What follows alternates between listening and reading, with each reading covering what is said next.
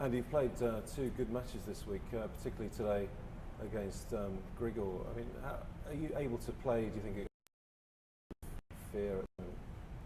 Yeah, I think, I mean, that's one of the benefits of playing a lot of matches is that, you know, when you start a tournament, you're already match tight. It can take a bit of time to get used to the conditions, but you don't have to get yourself back into sort of, I don't know, match playing mode, which is the case sometimes if you take 3 or 4 weeks off it.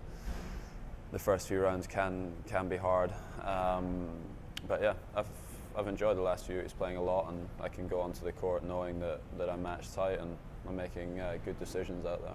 I mean, you have played so many matches. Have you been surprised that you've recovered so well, and particularly this week, the matches have gone so smoothly? Yeah, I mean, the break between Shanghai and Vienna, there was 1 week between my matches there. That definitely helped, and then, you know, I didn't know how I was going to feel when I got here, and thankfully the 2 matches that I've played here have been very quick, you know, and I've served well in the matches too, so the matches haven't been physical really like they were last week, but I'm tired, and that's for sure, but because, yeah, I'm just in the rhythm of playing matches. I want to try and keep this run going, keep the momentum going, but I'll definitely look forward to a few days off once I'm finished here.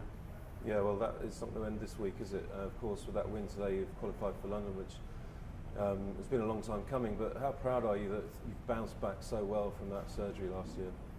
Yeah, it's been a nice few weeks, really, but the year as a whole, it's been a hard year. And coming back from a surgery is not easy, and the first few months of this year were especially tough for me, physically and mentally as well, because, you know, my back was still a little bit sore, and it still takes time for your body to recover from a surgery. You don't just wake up after surgery and feel great.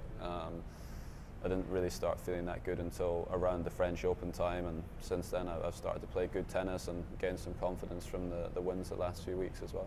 Do you think maybe it's a measure of how well you've done the last few years, that you've maybe not been given as much credit as how well you've done this year?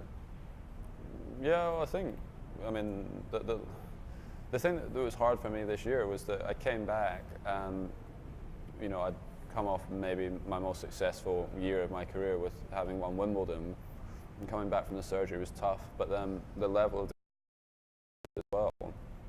The younger guys aren't so young anymore. They've all been extremely consistent this year. Grigor, Raonic, Nishikori's made some big improvements this year too. So the depth of the top players has got better, and their consistency as well. And yeah, it's been a tough year, but thankfully I've managed to kind of turn it around these last few months and turned it into a good one. And I mean, you were missed at the O2 last year, and kind of being the form guy right now, do you think you're going to also have to deal with that extra pressure from being at home and kind of expectation of how well you might do? Well, I mean, the pressure is really always there, regardless of where you play. I mean, most of the players put pressure on themselves to perform as well, but, you know, I've given myself an opportunity there to go in match tight, you know, if a little bit tired, to go in there and hopefully play some good tennis, and, you know, so it's a great way to finish the year regardless of how it goes there. I'd still say that Roger and Novak would go in as the main two, but behind them, there's no reason why I can't be pushing to have a good event there. Okay, well, best of luck the rest of this week. Thank you. Next week.